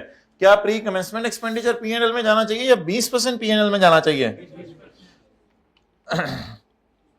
However, for tax purposes इसको अमोर्टाइज करना है 5 सालों पे। 5 सालों का मतलब वही 20%। 5 सालों का मतलब और क्या होता है? 20% ही होता है। तो कहते हैं टैक्स पर्पस के लिए इसको 20% पे अमोर्टाइज करो, लेकिन वैसे हमने P&L में डाल दिया। अब क्या करके क्या करें? उल्टा के क्या करें? उल्टाने का मतलब ऐड करके कितना माइनस करें? 20%। Well done. इससे कितने लोग एग्री कर रहे हैं? फिर मैं एक दूसरा सवाल पूछता हूं, ऐड करके कितना माइनस करें? कितने लोग कहते हैं सिर्फ माइनस करें? जी वेल डन, ये लोग सही है। हाइब्रिड में जरा हाथ खड़ा करें, कितने लोग कह रहे थे जो माइनस करें सिर्फ? जी, सिर्फ पहली रो सही है, बस दूसरी भी। तो भाई सिर्फ माइनस करेंगे क्योंकि ये पिछले साल के P&L में गया है, हमारे साल के P&L में गया ही नहीं, तो उल्टाएं कैसे? Pre commencement expenditure were charge to P&L for the पिछला साल। ये पिछले साल के P&L में गया था, तो पिछले साल की जब टैक्स कैलकुलेशन की होगी तो अल्लाह का शुक्र है 3400 उल्टा कर 20% माइनस किया होगा। देखिए ये उसी तरह सवाल है ना कि सॉफ्टवेयर पिछले साल खरीदा था, उसकी पेमेंट खर्चों में डाल दी, तो वो तो पिछले साल चलेगी ना, हमारे साल तो खर्चों में गई नहीं कि मैं उल्टाऊं। हमारे साथ कैसे उल्टाऊं? वो किसको उल्टा रहे हो? है ही नहीं बंदा, है ही नहीं वो फिगर, तो क्या उल्टा रहे हो आप? तो उल्टाएंगे या सिर्फ रिकॉर्ड करेंगे? अब हुआ ये होगा कि इस साल के न्यूमेरिकल में ऐड भी होगा 3400 और माइनस होगा उसका 20%, लेकिन इस साल सिर्फ 20% माइनस होगा, इस साल सिर्फ 20% माइनस होगा, इस साल सिर्फ। तो बताएं हमारे साल के P&L में गया या पिछले साल के? तो उल्टाएं या सिर्फ रिकॉर्ड करें? और अगर आपको सही तरीके से टैक्स आता है तो आप जैसे ही उल्टाने लगेंगे एकदम करंट लगेगा आपको, आप कहेंगे चलो फिर इधर ही माइनस ही कर देते हैं, उल्टाने तो दे नहीं रहा। टैक्स अमोर्टाइजेशन सेक्शन कौन सा था? 25 3400 इंटू 20%, ये 3400 divide by 5, one and the same thing, 680।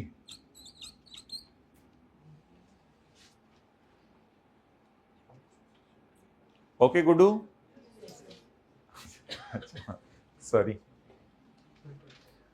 Tax taxation for the year other than imported plant is 1900। Tax taxation other than imported plant is 1900। ये क्या है? Tax depreciation on other owned assets. क्या मतलब tax depreciation on other owned assets? Plant के अलावा भी तो own करे होंगे ना चीजें, बिल्डिंग, फर्नीचर, कंप्यूटर, पता नहीं क्या क्या पड़ा होता है बिजनेस में। वो तो हजारों एसेट पड़े होते हैं बिजनेस में, नजर मार के देखें भाई कितने एसेट्स हैं। खाली प्लांट ही तो नहीं होता, प्लांट के ऊपर बैठ के बिजनेस हो रहा होता है। भाई बिल्डिंग बनानी पड़ती है और कुर्सियां रखनी पड़ती हैं, या प्लांट पे बैठ के बिजनेस हो रहा है? बिजनेस है क्या है? मेरी बात नहीं सुन रहे होते, कैलकुलेशंस करके रखी होती हैं पहले से। 6647 टोटल कर दें, आखिरी लाइन में पढ़ दूंगा 6647।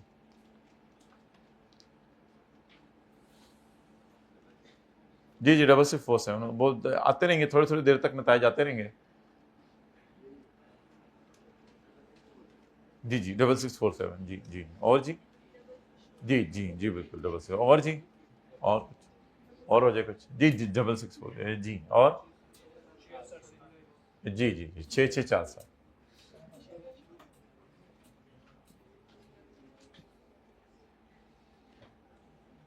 इनकम टैक्स कटा है सेक्शन 153 में और इनकम टैक्स पे किया है सेक्शन 147 में। ये अब कल की क्लास में आपने मुझे याद कराना है कि मैं आपको बताऊंगा सेक्शन 153 क्या है और सेक्शन 147 क्या है। फिलहाल मुझे बता दें इनका करना क्या है। इनकम टैक्स कटा है 14 लाख और इनकम टैक्स जमा करा चुके हैं 2 लाख। इन दोनों का क्या करें?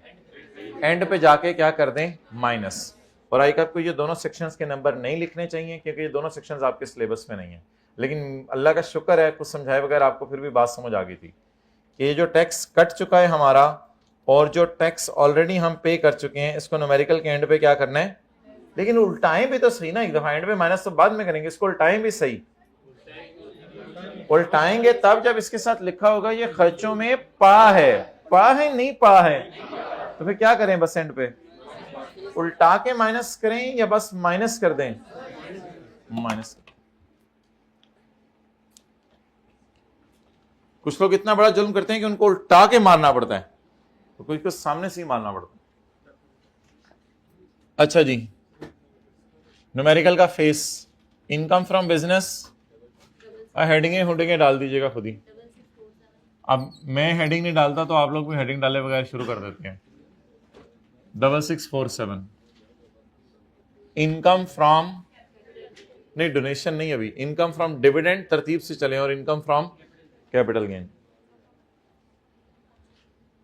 Income from other source FTR, bracket में लिखना है डिविडेंड इनकम, और इनकम फ्रॉम सेपरेट ब्लॉक। अच्छा जी, डिविडेंड वर्किंग नंबर 4,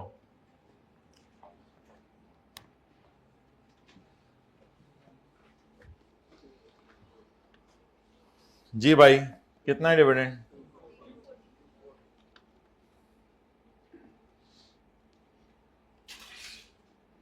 चलें एक दो और फेंकें।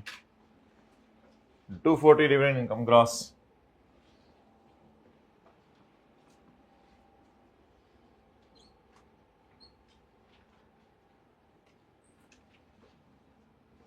सेपरेट ब्लॉक इनकम 660,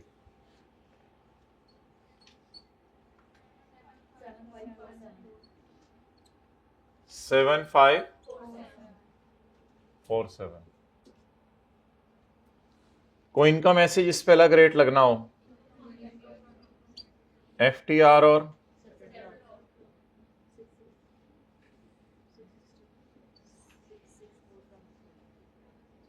कोई ज़कात, पहले ये बताएं। 6647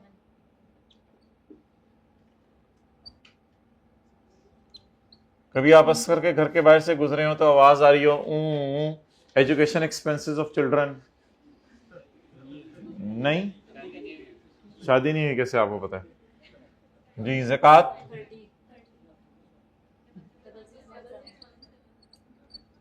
6617।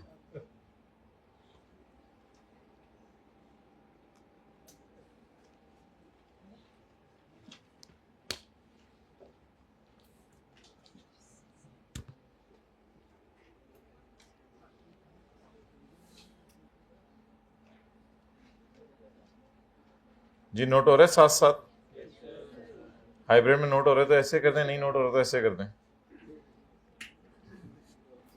साथ लेकर मुंह पकड़ के ऐसे ऐसे करवाएं उसको, नोट हो रहा। ओके, यहां पे खड़े होके बैठ जाने, और बैठ के फिर खड़े होने, और फिर खड़े होके बैठ के बैठे रहने, और फिर खड़े होके चैप्टर 19 की तरफ आने, और न्यूमेरिकल का फॉर्मेट देखने।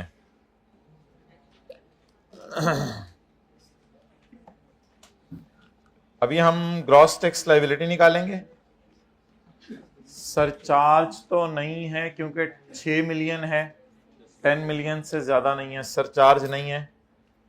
फिर हम फॉरेन टैक्स रेट नहीं देंगे, चैरिटी का टैक्स रेट देंगे। फिर हम टैक्स ऑन सिक्योरिटीज ऐड करेंगे, फिर हम टैक्स ऑन डिविडेंड ऐड करेंगे, फिर टोटल टैक्स आ जाएगा। फिर हम tax deducted on dividend minus करेंगे, और एडवांस टैक्सेस जो आपके पे हुए हैं, डिडक्ट हुए हैं, वो माइनस करेंगे। ये सारे काम अभी हमने करने हैं। चलें जी, ग्रॉस टैक्स चैप्टर 4 में जाके निकलवाएं। 16100000, ये इस तरह समझ नहीं आएगा मुझे बिल्कुल भी।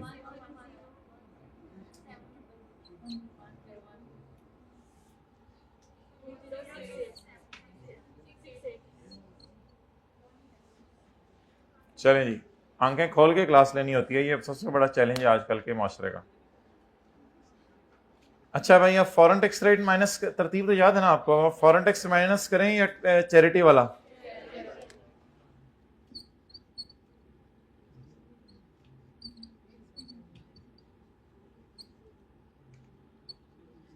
ए over B into A over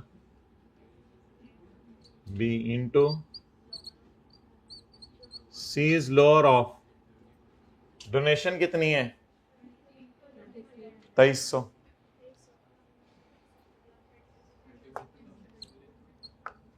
और 30% ऑफ, आज तो मैंने काफी जल्दी बता दी कि क्वेश्चन 20 कल करेंगे, तो आप फिर उसको करके आएंगे या देख के आएंगे? और करके आने वाले हाथ खड़ा करें, दे विल डू अल्हम्दुलिल्लाह। बस अब खत्म करें चीजों को, डिस्कस कर लेंगे, बस उस पूरा न्यूमेरिकल नहीं सॉल्व कराना जी। 30% ऑफ, लेकिन इस सवाल को पहले करना है, फिर टाइम बचे तो उसे कीजिएगा, टाइम भी बचाने की कोशिश कर, 2.5 घंटे देंगे तो इंशाल्लाह सारी चीजें हो जाएंगी मैनेज। 1985, 2.5 घंटे में तीनों सब्जेक्ट को दे दूं, बड़ी बात है 2.5 घंटे।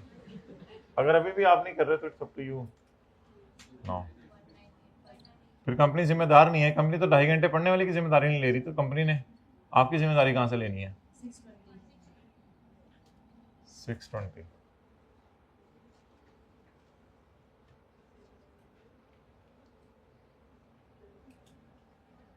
कहीं कॉलेज के बाहर लिखा है गारंटेड सक्सेस, किसी में बोर्ड अगर लगा भी हुआ है तो दिखाएं, उसको उतरवाना पड़ेगा। मैं आई एम सीरियस, अगर कहीं ऐसा लग भी गया गलती से किसी की तो वो उतरवाना पड़ेगा प्लीज, तो कैसी कोई बात नहीं है हमारी तरफ। 2068 माइनस 1448। अच्छा, आगे किसी को याद हो क्या करते हैं? सेपरेट ब्लॉक के टैक्स ऐड करते हैं। add tax on securities,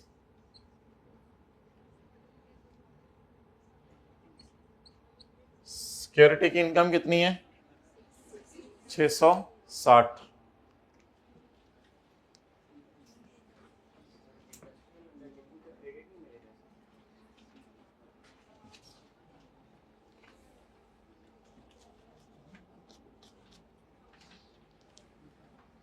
तो मैं बात करूंगा आपसे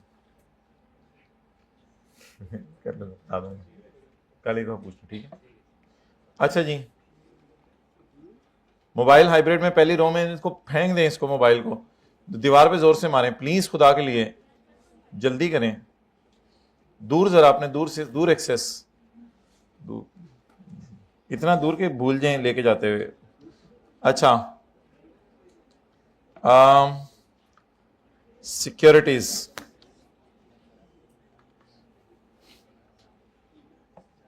चैप्टर नंबर 10। स्काई ब्लू वाली खरीदी हुई है, येलो वाली हैं या ग्रीन वाली हैं? जून 2000 में खरीदी हैं, जून 2000 में, तो जून 2000।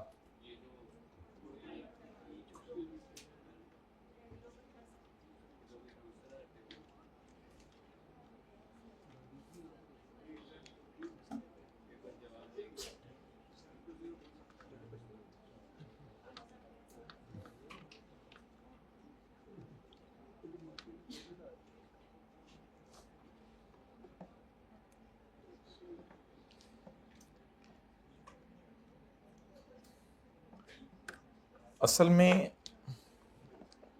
असूली तौर पे ना इसको जो लेटेस्ट साल चल रहे हैं वो लेना चाहिए एक्स को। अब आप कहेंगे मैं इसको 2000 को इस तरह लूं तो ये मुनासिब नहीं है। असल में देखें 2021 में ये सवाल आया तो एक्स इज साइलेंट, तो व्हाट आई सजेस्ट मोबाइल इस्तेमाल करते हुए इनमें ये आपने ध्यान रखना है कि इसको यही वाली फिगर डालिएगा, एक्स या वाई कभी आ रहा हुआ तो इसको यही एज्यूम कीजिएगा, ये लेटेस्ट साल जो चल रहे हैं ये है। वैसे आई कैप को ऐसा करना नहीं चाहिए, साल लिखना चाहिए जब कभी सिक्योरिटीज का सवाल आए, क्योंकि ऐसे कंफ्यूजन क्रिएट होती है। तो बहरहाल लेटेस्ट साल लिख लेना बेहतर है, जून 2020। 30 ना लिख दीजिएगा, वो ज़्यादा हो जाएगी, फिर 2030 में पहुंच गए हम। लेकिन 2000 भी ना लिख दीजिएगा, वो बहुत पुराना हो जाएगा। 2010 भी ना लिखिएगा, वो भी ज़रा पुराना हो जाएगा। तो 2020 लिख दीजिएगा ताकि लेटेस्ट लगे। तो जून 2020 में खरीदी है, तो जून 2020 में खरीदी है। अब जरा ढूंढे स्काई ब्लू है, येलो है या ग्रीन है? स्काई ब्लू है, जून 2020। तो जून 2020 तो इनके दरमियान है, डेट्स वाई मैंने सोल्यूशन में भी रेट लगाया हुआ है 12.5%। तो आज एक नई बात हमने अजीब सी सीखी कि जब वो एक्स का पंगा लेगा तो हम उससे बड़ा पंगा लेंगे। एक्स को लेटेस्ट एज्यूम करेंगे, बहुत नया फ्यूचर का या पास्ट का एज्यूम नहीं करेंगे। सही है, इसलिए इसके साथ 2020 लिखें, फिर ही समझ आएगी, फिर आगे चलते हैं। अब बताएं 12.5 या 12.5? 12.5। 12.5 बज गए, तो पता नहीं कितों 12 बजणगे। हो गया, बताने से पहले ही हो गया था। अल्हम्दुलिल्लाह, आप लोगों ने उसे 82.5 भेजा, मुझे 83 मिल गया।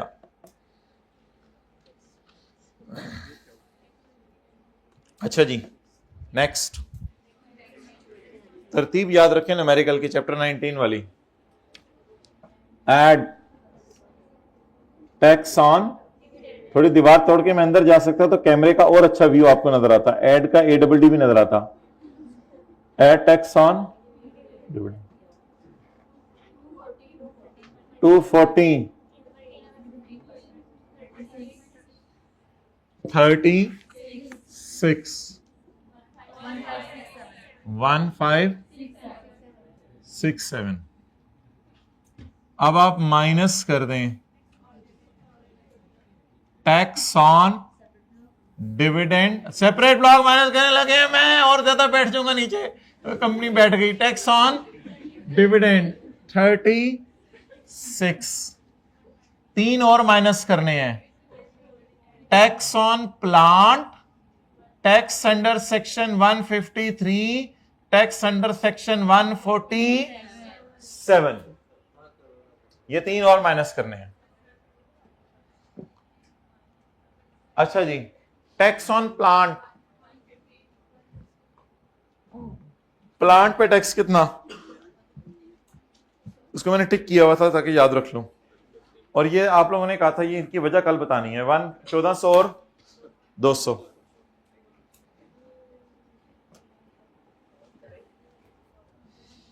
प्लांट का कितना था?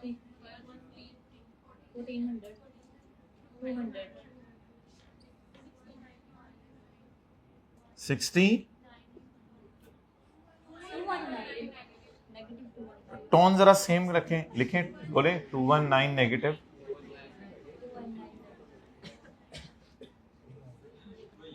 छिहत्तरवां दिन है आज, अभी तक टोन नॉर्मलाइज नहीं हो सकी आप लोगों की।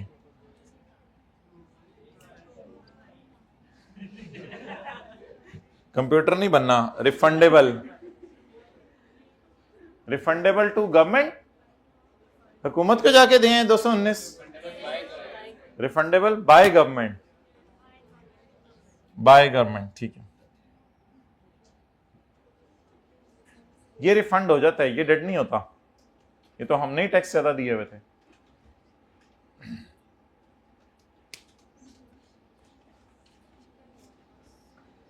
लगता है पहले सफे से क्रॉस कर गया था आपका सॉल्यूशन, पहले सफा बेकाबू हो गया था।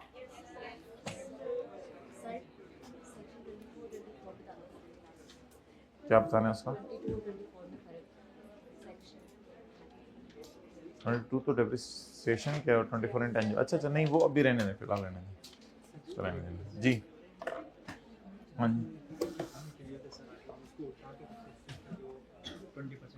कर सकते हैं, हाँ हाँ, लेकिन डिसअलाउड को बस ऐड कर दो। ओके, चैप्टर 3 निकाले माय डियर।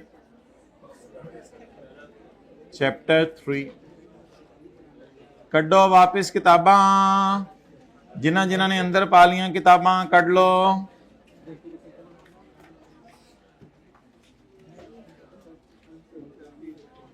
अगर आज भी न्यूमेरिकल का मजा नहीं आया तो आपका मजा खराब हो चुका है।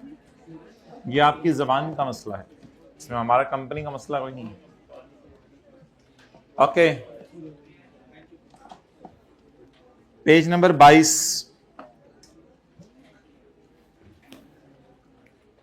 Page number 22। Utilitarianism focuses on maximize. अब बस कर दे यार, इतनी भी क्या खुशी करनी है तूने, कहां लेके जानी है। Utilitarianism focuses on maximising overall happiness. Utilitarian हर वक्त क्या बातें कर रहा होता है, मैक्सिमम। यार ये दो चादरें आज क्लास के अंदर आई नहीं है और ये टेंशन डाली हुई है, थोड़ी थोड़ी देर बाद इनको जो है।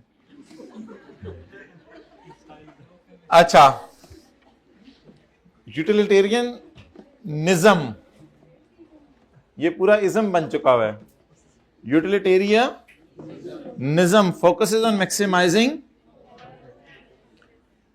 Actions are deemed moral. हरकतें सही समझी जाती हैं if they lead to most happy. हरकतें सही समझी जाती हैं, इसके फिर तो गुदगुदी भी सही है। हरकत नहीं, अगला डिस्टर्ब भी होता है, sorry. Actions are deemed moral, actions को सही समझा जाता है if they lead to happiness for the greatest number of people. गुदगुदा सब, for the greatest number of people. And immoral if they have, यार पाल है या लाल है, इनकी चादर नहीं टेंशन पाई है। If they have the opposite effect, मतलब एक ही बाजू पे डाल के छोड़ दिया यार, चड्डो यार, हद होगी। अच्छा जी, नेक्स्ट।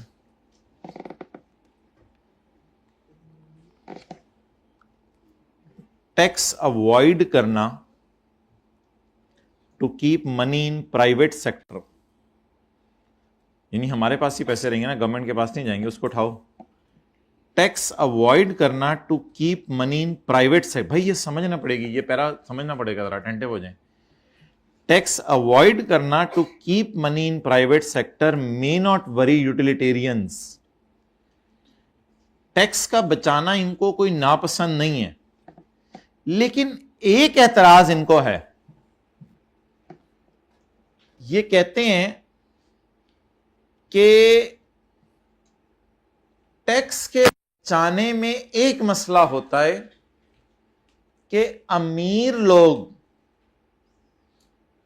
जिनका ज्यादा टैक्स है वो महंगे लॉयर सीएस हायर करके अपना टैक्स बचा लेते हैं,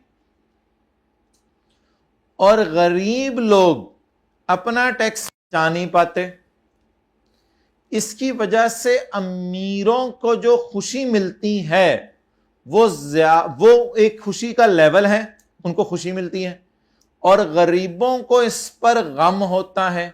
मिडिल क्लास को, गरीब ने तो चलो टैक्स ही नहीं देना, 4 लाख से कम वाले ने, 6 लाख से कम वाले ने, तो मिडिल क्लास को इसका गम होता है।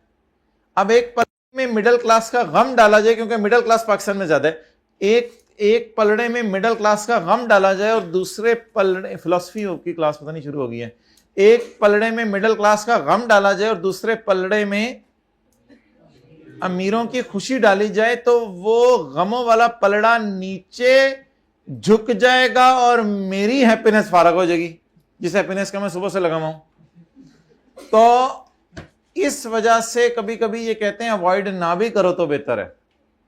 इसलिए अमीरों को समझाते हैं अवॉइड ना किया करो, जाने दिया करो टैक्स, क्योंकि तुम लोग भी टैक्स दो, वो बेचारे लॉयर हायर नहीं कर पा रहे, तो तुमने बड़े लॉयर हायर कर करके ये कर रहे हो। तो जरा समझने की कोशिश कीजिएगा, किताब बाहर रख के। अब भाई ये बात बड़ी इंपॉर्टेंट है, इसलिए एंड के लिए रखी हुई थी, जाते हुए स्वीटनर के तौर पे।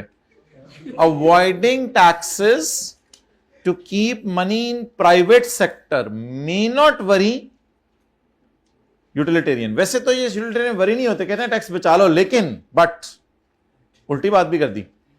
But the key concern would be the unfair distribution of burdens caused by the rich.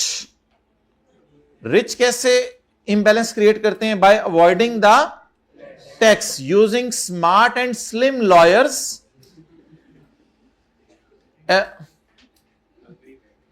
Motu lawyers नहीं, using smart and slim lawyers,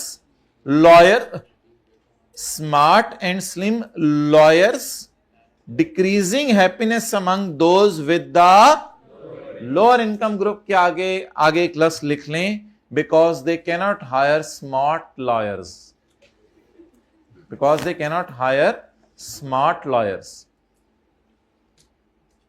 उनके पास तो नॉन स्मार्ट ही बचेंगे ना फिर, because they cannot hire smart lawyers.